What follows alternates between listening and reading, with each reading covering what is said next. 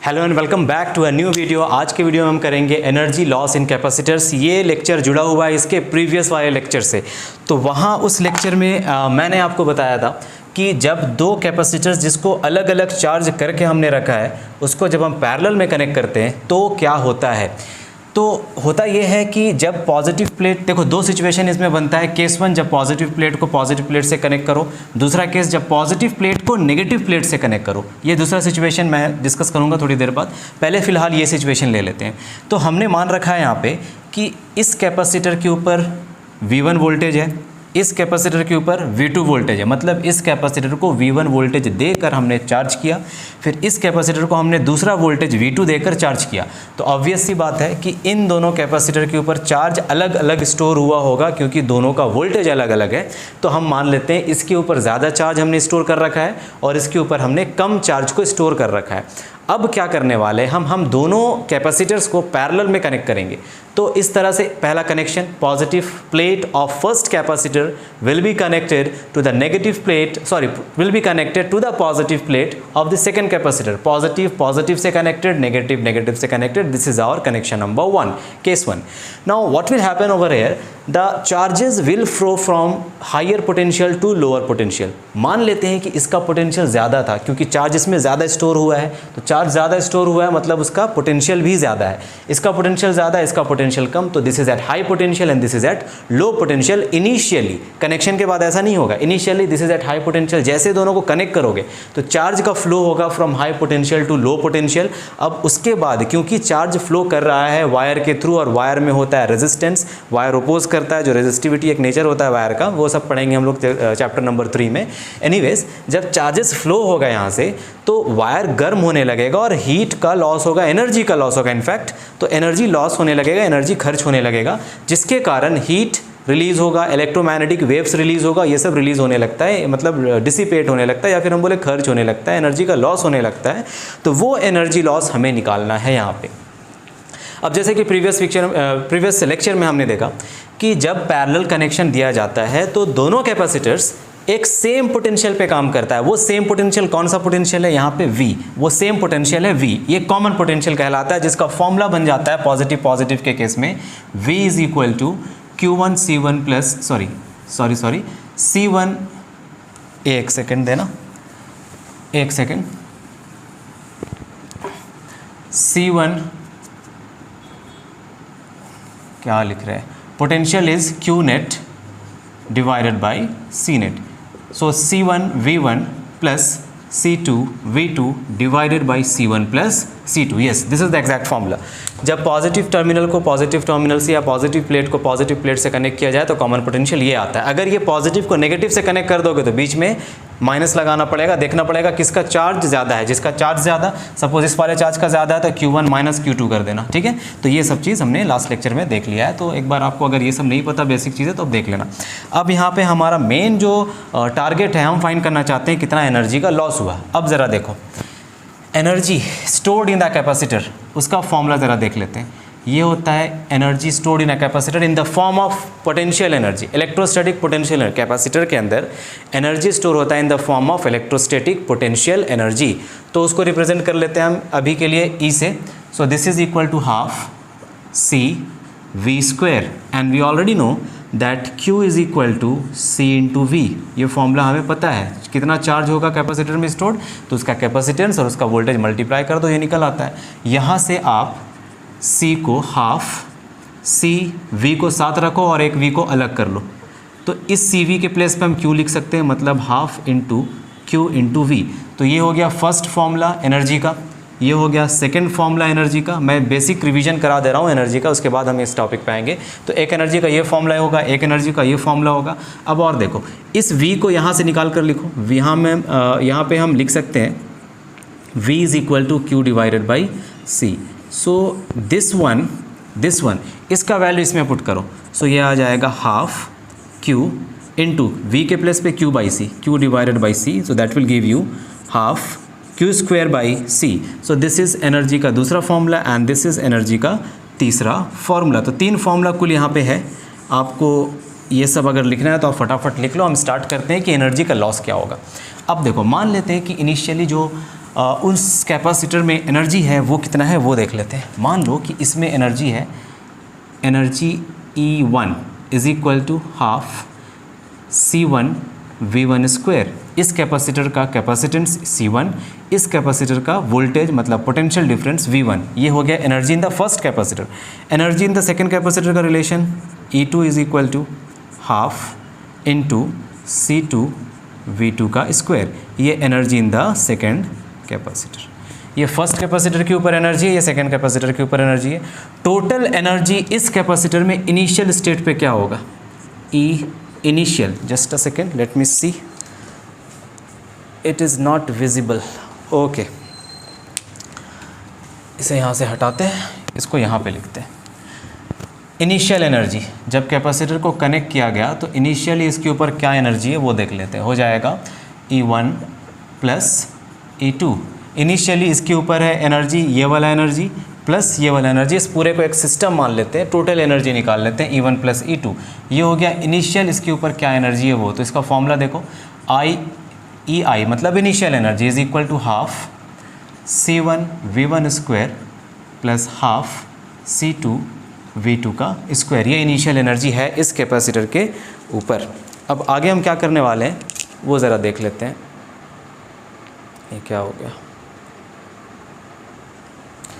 So initial energy in दोनों capacitor के ऊपर इतना है। फाइनल एनर्जी ज़रा देख लेते हैं, फाइनल एनर्जी क्या है। देखो फाइनली ये सिस्टम कुछ इस तरह से दिखेगा। तो इसके ऊपर, इस वाले कैपेसिटर के ऊपर, फर्स्ट कैपेसिटर के ऊपर एनर्जी मान लो, इसे हम रिप्रेजेंट कर रहे हैं, कहाँ लिखे, ये इसको अलग कर लेते हैं, ठीक है, ये अलग कर दो। E1 final energy E1 is equal to इसके ऊपर half into C1 into V square. उसी तरह से इसके ऊपर एनर्जी आ जाएगा E2 is equal to half C2 V square. क्योंकि कनेक्शन के बाद इनके पास कॉमन पोटेंशियल है तो ये कॉमन पोटेंशियल V, और यहाँ पे भी कॉमन, अब यहाँ V1 V2 लिखने का कोई ज़रूरत नहीं है, अब यहाँ सिंपली आप V और V लिखो क्योंकि कॉमन पोटेंशियल आ गया। तो energy final, so final energy EF is equal to E1 plus E2। We have E1 as half C1 V square plus half C1 V square, C2 V square, half C2 V square. Now from here we'll write half C1 plus C2 whole into V square. So this is our equation number 1 and this is our equation number 2. Hope you are getting it. तो ये कुछ energies है, ठीक है। Initial state में capacitor के पास ये energy है पूरे सिस्टम में, और फाइनल में ये एक सिस्टम बन गया तो इसके ये एनर्जी है। अब यहाँ देखो हम बोल रहे हैं हीट का लॉस हो रहा है, जब ये पूरा सिस्टम इसमें कन्वर्ट हो रहा है तो वायर में एनर्जी लॉस हो रहा है। एनर्जी लॉस का मतलब है कि जाहिर सी बात है एनर्जी लॉस हो रहा है, दैट मीन्स इनिशियल एनर्जी जो है वो फाइनल एनर्जी से ज़्यादा होगा, क्योंकि हम बात कर रहे हैं एनर्जी लॉस के ऊपर। एनर्जी लॉस हुआ in the form of heat and electromagnetic radiation, that means initial energy ज़्यादा होगा फाइनल एनर्जी से। तो इनिशियल एनर्जी कितना है, इनिशियल एनर्जी है ये दिस माइनस दिस, तो लॉस इन एनर्जी या एनर्जी लॉस। तो एनर्जी लॉस कैसे निकालेंगे, एनर्जी लॉस इसे निकालना है तो इनिशियल एनर्जी कर देंगे माइनस फाइनल एनर्जी कर देंगे, क्योंकि इनिशियल एनर्जी ज़्यादा है। इनिशियल एनर्जी का वैल्यू हमारे पास है half C1 V1 square plus half C2 V2 square. ये पूरा का पूरा इनिशियल एनर्जी है, माइनस यहाँ पे half C1 plus C2 V square, ये हो गया फाइनल एनर्जी। अब आपको अगर एनर्जी चाहिए तो आप दोनों वैल्यूज़ को सब्ट्रैक्ट करो, आपको एक वैल्यू मिलेगा जो फाइनल वैल्यू मैं यहाँ पे लिख रहा हूँ, that is equal to half C1 C2 V1 minus V2 whole square divided by C1 plus C2। ये आएगा एनर्जी लॉस। चाहते हो लिखना कॉपी करना तो फटाफट कॉपी करो पॉज करके।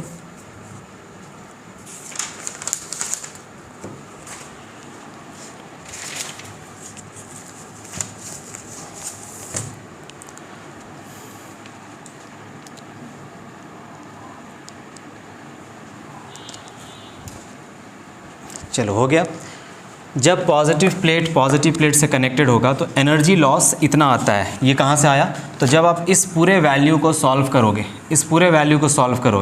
अब सॉल्व कैसे करना आप कर ही सकते हो। देखो हाफ निकाल लो बाहर, ठीक है। हाफ निकालने के बाद जो भी वैल्यूज़ यहाँ पे गिवन है उन वैल्यूज़ को देखो क्या क्या करना पड़ेगा। v² है तो c1 v² मल्टीप्लाई करो, c2 v² मल्टीप्लाई करो, और जो भी करना पड़े ये करने के बाद फाइनली आपको इतना एनर्जी मिलेगा। ये मैं इसका डेरिवेशन, कंप्लीट डेरिवेशन इसलिए नहीं बता रहा हूँ क्योंकि डेरिवेशन इसका जो यहाँ से सॉल्यूशन है, यहाँ से आगे जो अप्रोच है, जो स्टेप्स है, वो आपका मैथमेटिक्स है, सिंपल मैथमेटिक्स है, वो आप कर सकते हो और ये आपके लिए इंपॉर्टेंट नहीं है। एग्जामिनेशन में इसका डेरिवेशन आता नहीं है। तो आपको रिजल्ट याद रखना है यहाँ पे, heat loss is half C1 C2 V1 minus V2 square divided by C1 C2। अब यहाँ पे ये टर्म्स क्या क्या है ये ज़रा समझ लेते हैं। ये C1 है कैपेसिटेंस ऑफ फर्स्ट कैपेसिटर, ये C2 है capacitance of second capacitor. V1 is the potential difference of the first capacitor initially, पहले कनेक्शन के बाद वाला वोल्टेज नहीं है, ये कनेक्शन से पहले वाला वोल्टेज है V1, माइनस V2 यहाँ पे कनेक्शन से पहले वाला वोल्टेज है, divided by C1 plus C2। ये आपको वैल्यूज़ पुट कर देना है, कितना एनर्जी का लॉस हुआ है वो मिल जाएगा। अब यहाँ देखो, अगर ये पॉजिटिव प्लेट इस नेगेटिव प्लेट से कनेक्टेड हो जाए, यहाँ पे पॉजिटिव प्लेट नेगेटिव से कनेक्ट कर दें और नेगेटिव को पॉजिटिव से कनेक्ट कर दें, तो ये फॉर्मूला चेंज होगा। सिर्फ एक चेंज हम यहाँ पे करेंगे, V1 के प्लेस पे माइनस के प्लेस पे हम प्लस कर देंगे, ये चेंज हो जाएगा। यहाँ पे मैं दूसरे कलर से लिख रहा हूँ, देखना कहाँ पे चेंज हो रहा है, ये माइनस के प्लेस पे हम प्लस कर देंगे। अब एक बात देखो, हम क्या कर रहे हैं, हम कर रहे हैं initial energy minus final energy. Initial energy मतलब इस पूरे सिस्टम का एनर्जी ये, और फाइनल एनर्जी मतलब ये इस पूरे सिस्टम का एनर्जी। तो initial energy minus final energy, और हमारा जो ये टर्म आ रहा है क्या ये पॉजिटिव आ रहा है? कैसे? वो देखो, कैपेसिटेंस हमेशा पॉजिटिव होता है, नीचे भी कैपेसिटेंस हमेशा पॉजिटिव है, मतलब साइन डिपेंड करेगा पोटेंशियल के वैल्यू पे, पॉजिटिव होगा या नेगेटिव होगा या इस पे डिपेंड करेगा। अब देखो V1 प्लस V2 क्या ये स्क्वायर है?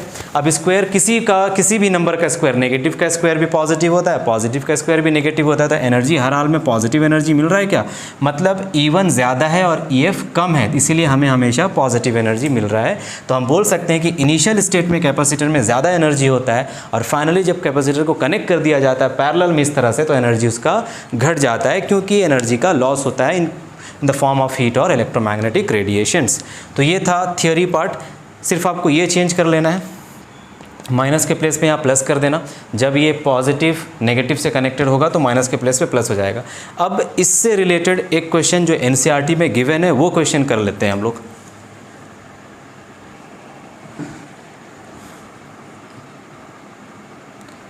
सो क्वेश्चन देख लेते हैं। क्वेश्चन है 2.10 में कि एक 900 पिकोफैराड का एक कैपेसिटर है और इसको चार्ज करके लाया गया है, और इसमें जो पोटेंशियल है वो है 100 वोल्ट बैटरी से इसे चार्ज किया गया है इस कैपेसिटर को। इस कैपेसिटर का कैपेसिटेंस हमें बता दिया गया है 900 पिकोफैराड है ये, और वोल्टेज है 100। मान लेते हैं इसके ऊपर पॉजिटिव चार्ज है और इसके ऊपर उतना ही अमाउंट में नेगेटिव चार्ज है।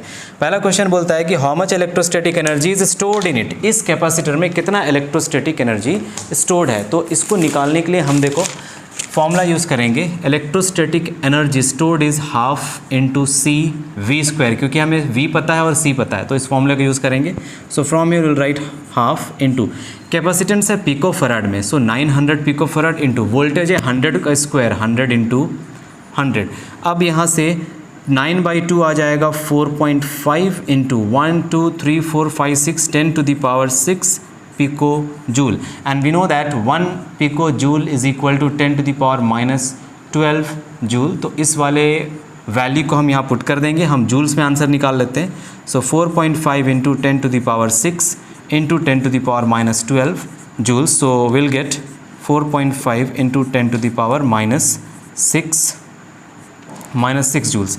तो इनिशियल स्टेट में जब ये कैपेसिटर के ऊपर 100 वोल्ट का पोटेंशियल डिफरेंस था, तो ये इतना एनर्जी स्टोर कर रहा है, ये इनिशियल एनर्जी है। अब सेकंड पार्ट में क्या कह रहा है हमसे कि यहाँ पे जो दूसरा कैपेसिटर है वो अनचार्ज है, अभी फ़िलहाल वो चार्ज नहीं है, तो उस कैपेसिटर को हम इस वाले कैपेसिटर से कनेक्ट करेंगे, और कनेक्शन दिया हुआ है बुक में, पैरेलल कनेक्शन किया गया है, तो हम इनको पैरेलल कनेक्शन कर देते हैं, और बुक में फिगर भी बनाकर दे दिया गया है कि ये पॉजिटिव प्लेट से कनेक्टेड है। तो सेम कनेक्शन हम करते हैं। यहाँ देखो, ये है कनेक्शन कुछ इस तरह से। अब नीचे वाला कैपेसिटर चार्ज नहीं है, ये अनचार्ज है। होगा क्या, क्योंकि ऊपर वाला कैपेसिटर चार्ज है, मतलब इसमें कुछ पोटेंशियल है, 100 वोल्ट का पोटेंशियल है इसमें। अब ये चार्जेस इस वाले कैपेसिटर से फ्लो करके नीचे वाले कैपेसिटर में फ्लो करेगा, जाएगा। मतलब अब ये कैपेसिटर का चार्ज बढ़ेगा, मतलब पोटेंशियल बढ़ेगा, और इसका पोटेंशियल घटेगा। कब तक ऐसा होगा, तो जब तक दोनों का पोटेंशियल बराबर नहीं हो जाता तब तक ऐसा होगा। मान लेते हैं दोनों के बीच में एक कॉमन पोटेंशियल है V, दोनों के बीच में क्या है, कॉमन पोटेंशियल है V। ऐसे V का ज़रूरत पड़ेगा नहीं, फिर भी मान लेते हैं कॉमन पोटेंशियल है V। कुछ एनर्जी का लॉस हुआ होगा यहाँ पे, बिल्कुल। अब देखो क्या है, इनिशियल एनर्जी इतना था, हम फाइनल एनर्जी निकाल लेते हैं वहाँ पे। इसमें फाइनल एनर्जी कितना होगा, ठीक है। जो फाइनल एनर्जी आएगा उस एनर्जी को इससे माइनस कर देंगे, जो एनर्जी आएगा उतना ही एनर्जी का लॉस हो गया होगा, तभी तो फाइनल एनर्जी उतना आ रहा है। तो यहाँ पे हम वो काम कर लेते हैं। सो यहाँ पे हम फाइनल एनर्जी निकाल लेते हैं।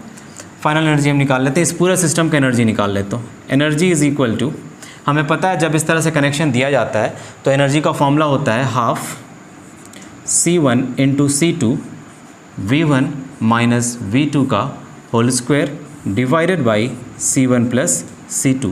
अब यहाँ पे देखो ये है हाफ C1 C2। अच्छा, इस वाले कैपेसिटर का भी हमें कैपेसिटेंस बता दिया गया है कि ये 900 पिकोफैराड का है। जितना कैपेसिटेंस इस वाले कैपेसिटर का है उतना ही इसका है। सो ये भी 900 पिकोफैराड का है। सो this is C1 is 900 into 900। V1 का वैल्यू इनिशियली जब कनेक्शंस, फाइनल कनेक्शन से पहले का वैल्यू हम देख रहे हैं, फाइनल कनेक्शन ये है, तो दिस इज़ 100 माइनस V2 का वैल्यू क्या था, ये अनचार्ज था, इस पर इसके ऊपर कोई चार्ज नहीं था, तो V2 का वैल्यू 0 का square divided by C1 plus C2 मतलब 900 प्लस 900। अब यहाँ से वैल्यू ये आएगा हाफ इंटू 9 यहाँ पे देखो, इसको ऐसे ही रहने देते हैं, नीचे से ये कट जाएगा 900 इंटू ये हो गया 100 डिवाइडेड बाई ये है 1800। यहाँ से ये 2 ज़ीरोज़ और यहाँ से ये 2 ज़ीरोज़ कट गया, 9 1 ज़ार 9, 9 2 ज़ार 18। तो ये जो वैल्यू सॉल्व करोगे इसे, जब इसे आप पूरा सॉल्व करोगे तो आपको वैल्यू मिलेगा, जस्ट अ सेकेंड, मैंने यहाँ पे वैल्यू लिखा हुआ है, तो आपको जो वैल्यू मिलेगा वो आएगा 2.25 इंटू 10⁻⁻6 जूल्स।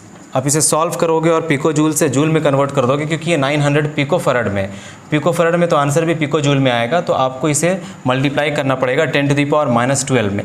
तो इतना एनर्जी अभी सिस्टम में स्टोर्ड है, ठीक है। देखो एनर्जी घट गया ना, पहले इनिशियली इतना एनर्जी स्टोर था, अब इतना एनर्जी हो गया, तो इस सिस्टम में एनर्जी कम हो गया। कम क्यों हुआ है वो हमें समझना है।